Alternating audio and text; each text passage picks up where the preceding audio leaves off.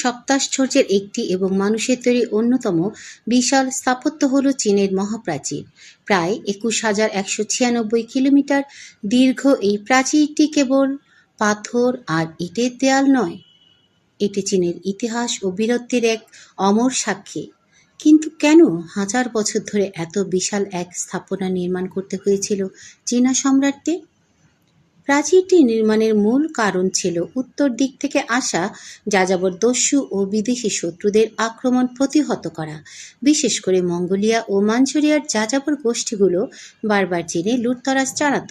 সম্রাটরা তাদের সাম্রাজ্যকে নিরাপদ রাখতে এই উঁচু ও দুর্ভেদ্য দেয়াল নির্মাণের পরিকল্পনা করেন।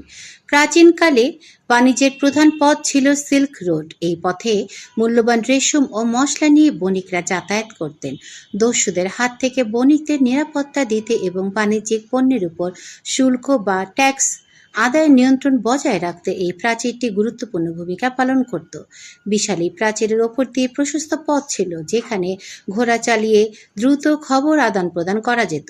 এছাড়া দেয়ালের ওপর নির্মিত শত শত ওয়াচ টাওয়ার বা পর্যবেক্ষণ টাওয়ার থেকে ধোঁয়া বা আগুনের মাধ্যমে বিপদের সংকেত এক প্রান্ত থেকে অন্য প্রান্তে নিমেষেই পৌঁছে দেওয়া হতো। খ্রিস্টপূর্ব সপ্তম শতাব্দীতে এর নির্মাণ শুরু হলেও চীনের প্রথম সম্রাট কিম শি হুয়াং বিচ্ছিন্ন প্রাচীরগুলোকে একত্রিত করে এক বিশাল রূপ দেন। তবে বর্তমানে আমরা যে পাথরের প্রাচীরটি দেখি তার বেশিরভাগই তৈরি হয়েছে মিং রাজবংশের সময়ে। ইট, পাথর, কাঠ এবং চুন সুরকি দিয়ে তৈরি এই দেয়ালটি আজও স্থাপত্যবিদ্যার এক বিস্ময়। প্রাচীন চীনের সেই প্রতিরক্ষা দেয়াল আজ কেবল একটি সীমান্ত নয়, বরং ইউনেস্কো স্বীকৃত বিশ্ব ঐতিহ্য এবং পর্যটকদের জন্য পৃথিবীর অন্যতম প্রধান আকর্ষণ।